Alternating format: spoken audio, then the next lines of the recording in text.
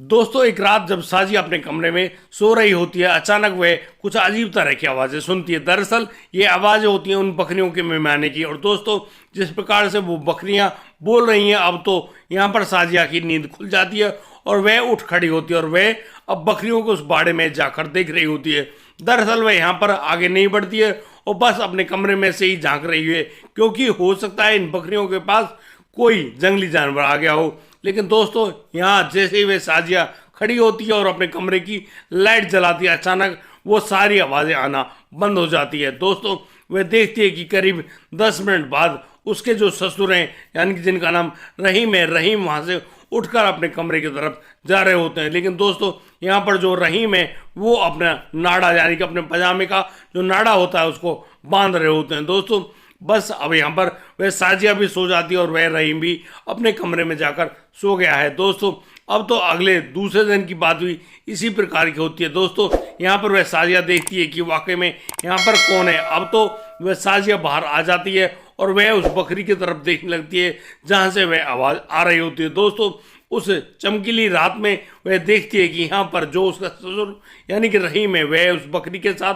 गलत काम कर रहा है। दोस्तों इसी वजह से वह बकरी इस तरह से बोल रही है। दोस्तों इस पूरे हालात को देखकर वह साजिया अब सीधी आगे बढ़ती है और बस अपने ससुर को उस हालत में देख लेती है और बस उनके सामने खड़ी होकर कहने लगती है कि आपको बिल्कुल भी शर्म नहीं आ रही, इस जो बकरी है उसके साथ ये काम करते हैं। दोस्तों अब तो वह जो आदमी रहीम है वह पानी पानी हो गया था और वह कहने लगा, अरे साजिया तुम भी क्या बात करती हो, तुम्हें मालूम नहीं तुम्हारी सास को मरे हुए कितने दिन हो गए, मैं क्या करता, मेरे पास कोई और काम है ही नहीं, अब तो मुझे अपनी प्यास बुझा लेने दो। और मैं किसी से क्या कह रहा हूँ, मैं तो बकरी के साथ ये काम कर रहा हूँ। लेकिन दोस्तों जहाँ वह साजिया इस बात को सुनती है तो वह कहने लगती है कि ससुर जी आप तो बेकार की टेंशन लिया करते हो, कभी तुमने उससे कहा कि वह उसकी इस बात को मान भी ले। दोस्तों जैसे ही वह रहीम इस बात को सुनता है उसके अरमान जागने लगते हैं और दोस्तों बस रहीम चुपचाप उस साजिया के साथ उस कमरे में चला जाता है। और दोस्तों अब यहाँ उन दोनों के बीच में होता है एक ऐसा भयानक कांड जिसके चलते आप वाकई में हैरान रह जाएंगे। दोस्तों यहाँ पर वह साजिया एक ऐसा काम और कर देती है जिसको जानकर वाकई में आप लोगों के पैरों तले जमीन खिसक जाएगी, क्योंकि इस हवस के चलते ना जाने कितने ही परिवार आज इस समय उजड़ चुके हैं। दोस्त आइए जानते हैं पूरे मामले में क्या क्या हुआ है और आपसे प्यारी सी विनती, एक भी सेकंड की वीडियो को मिस ना करें।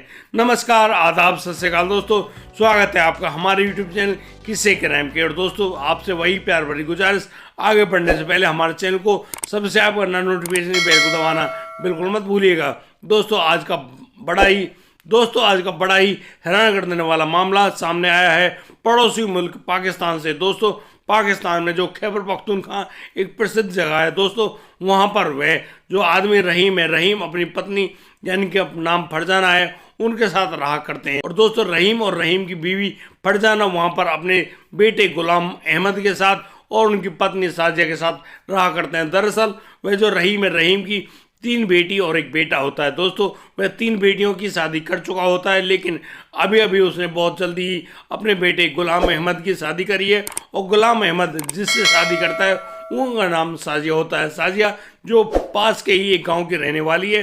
दोस्तों साजिया यहाँ पर आ जाती है और बड़े हिसाब से अपने ससुराल में रहने लगती है।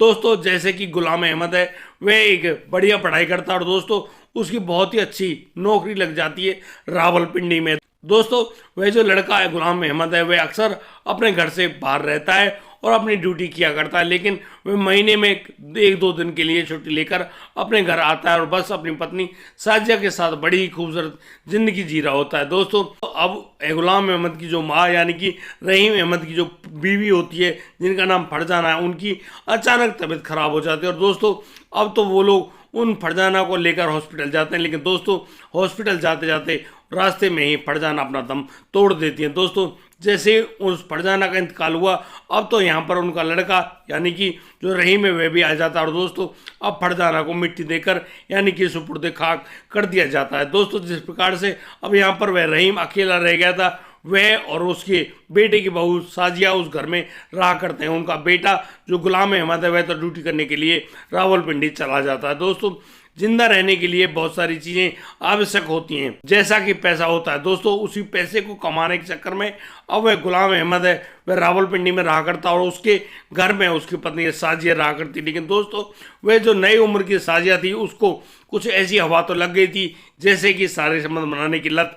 अब तो वह गांव के जो भी लड़का उसको मिलता उनके साथ इसी प्रकार से संबंध बना लिया करती, लेकिन वह सारी प्रक्रिया को घर से बाहर ही किया करती और दोस्तों अपने आप को संतुष्ट करने के बाद वह अपने घर लौट आती। दोस्तों यहाँ पर जो रहीम है उसने कुछ बकरियां वगैरह ले रखी थी और वह उन्हीं बकरियों को चराने का काम करता और दोस्तों उनसे जो भी दूध निकालता उस दूध से अपने घर का जो भरण पोषण है उसको किया करता। दोस्तों अब तो वह जो साजिया है वह भी इस काम को करवाने के लिए पैसे लेने लगती थी, क्योंकि अब तो उसको भी अपना गुजारा अच्छे ढंग से चलाना होता है। दोस्तों वह साजिया बड़े ही अच्छे ढंग से अपनी ज़िंदगी जी रही होती है, अपने सभी शौक को अपने सभी ख्वाबों को पूरा कर रही होती है। दोस्तों उस रात जब वह बकरियों की इस हालत को सुनती है, बकरियों के जोर जोर मेहमाने की जो आवाज़ आती है उनको सुनती है, तो साजिया उठकर जाती है उस बकरियों के बाड़े में और दोस्तों यहाँ पर वह अपने ससुर यानी कि रहीम को देखती है कि रहीम उस बकरी के साथ क्या काम कर रहे हैं। दोस्तों अपने ससुर रहीम को इस हालत में देखकर ना जाने क्यों उस साजिया के दिमाग में कुछ अलग ही बात आई थी और दोस्तों वह अपने ससुर से कहने लगती कि तुम्हें शर्म नहीं आ रही, तुम एक बेजुबान जानवर के साथ इन सब कामों को करते हो। लेकिन दोस्तों यहाँ पर वह रहीम दलील देता है, कहता है कि तुमको मालूम तो है तुम्हारी जो सास है यानी कि फरजाना की कब की मौत हो चुकी है और वह क्या करे, उसके भी शरीर में वह भूख भी जगती है जिसको हवस की भूख कहा जाता है। दोस्तों अब तो वह जो रहीम चाचा है वह वहाँ से साजिया के पास आ चुका होता है, लेकिन दोस्तों साजिया अब उस रहीम जो कि उनके ससुर हैं उनको एक न्योता दे डालती है और दोस्तों यहाँ पर वे उस आदमी यानी कि रहीम के नाड़े को पकड़कर बस उसको अपने पीछे पीछे उस कमरे में ले जाने लगती है। दोस्तों जैसे ही वह रहीम अब अपनी बहू के कमरे में आ गया है, जैसे ही उसके शरीर में वह जोश भरा हुआ था, बस अब तो साजिया और रहीम के बीच में वहीं पर सारे संबंध कायम होने लगते हैं। दोस्तों जैसे कि अब उन दोनों के यह प्यार बढ़ने लगा था, अब तो साजिया को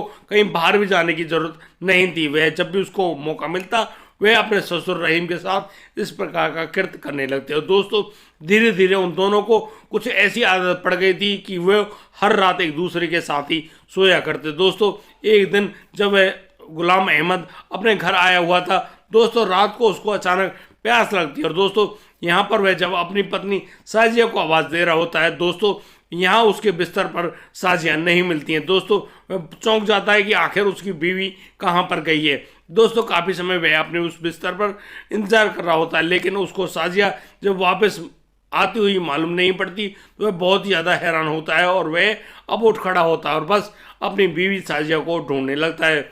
दोस्तों वह जैसे ही अपने पिता यानी कि रहीम के कमरे की तरफ बढ़ता है वह देखता है कि यहाँ पर उसका जो पिता है वह सो रहा है एक बिस्तर पर और दोस्तों उसी बिस्तर पर एक और महिला सो रही है। दोस्तों अब तो वह जो लड़का है वह वहाँ उस कमरे की लाइट जलाता है और दोस्तों वह देखकर हैरान रह जाता है कि यहाँ पर उसकी पत्नी साजिया मौजूद है और दोस्तों साजिया जो कि अर्धनग्न कपड़ों में उस अपने ससुर के साथ सो रही है। दोस्तों इस प्रकार से अब जो गुलाम अहमद इस पूरे हालात को देखता है वह बहुत ही ज़्यादा हैरान हो जाता है और दोस्तों उसी रात बहुत तेज चिल्लाते हुए अपनी जो बीवी है यानी साजिया है उसको बुरा भला कहने लगता है। दोस्तों वह अपने पिता को भी नहीं बख्शता और अपने पिता रहीम से भी बहुत ही बुरा गंदा बोलता है।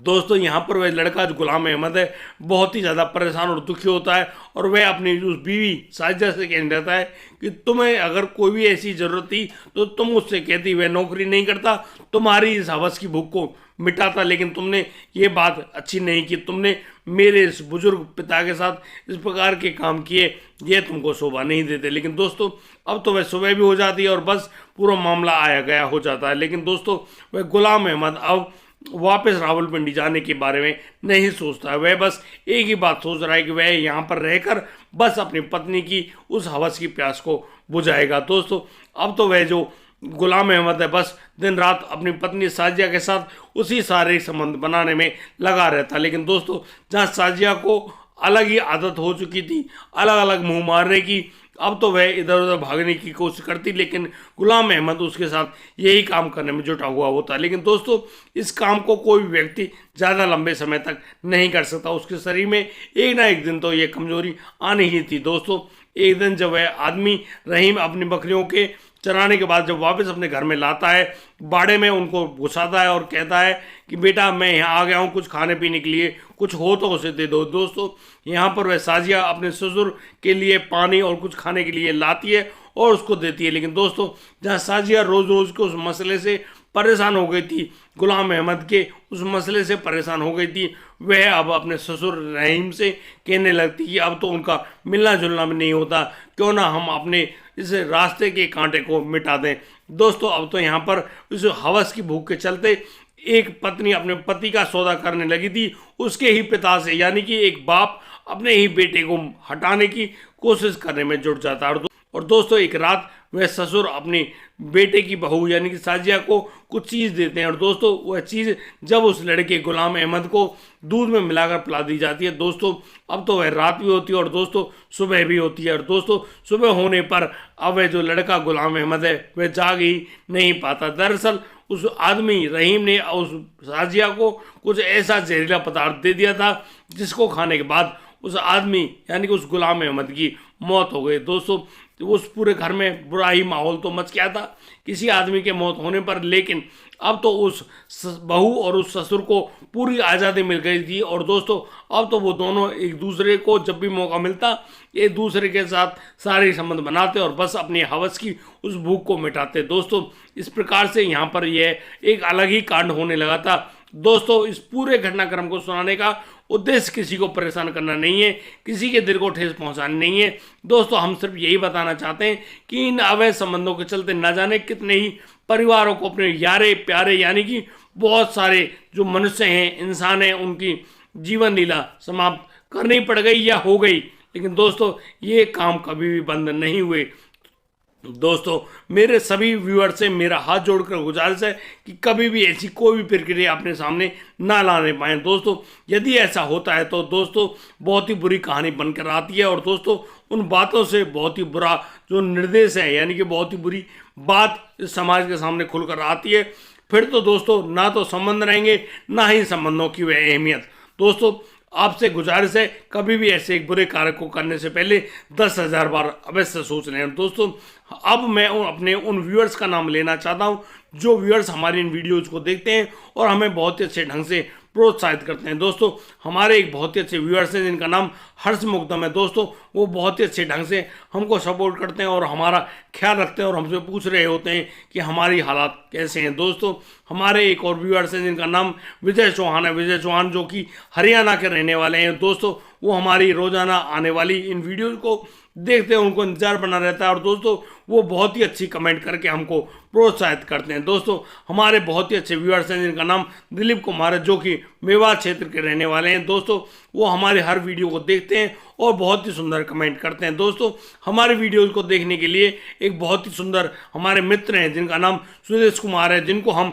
गुरु भी मानते हैं। दोस्तों इस यूट्यूब में आने का जितना भी श्रेय जाता है उन्हीं सुदेश कुमार को जाता है और दोस्तों उन सुदेश कुमार ने हमारा बहुत ही अच्छे ढंग से प्रोत्साहन किया और दोस्तों हमको इस यूट्यूब के क्षेत्र में डालने का बहुत ही बढ़िया काम किया है। दोस्तों वो हमें बहुत अच्छी कमेंट करके इसी प्रकार से प्रोत्साहित करते रहते हैं। दोस्तों हमारे एक बहुत ही अच्छे व्यूअर्स हैं जिनका नाम प्रवीण है जो कि पलवल ज़िले के रहने वाले हैं।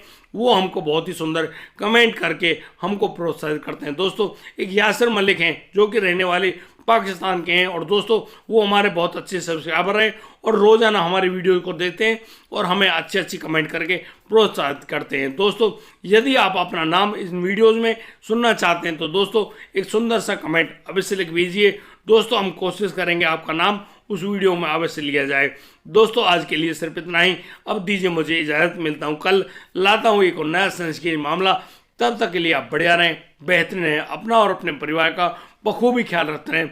जय हिंद, जय भारत।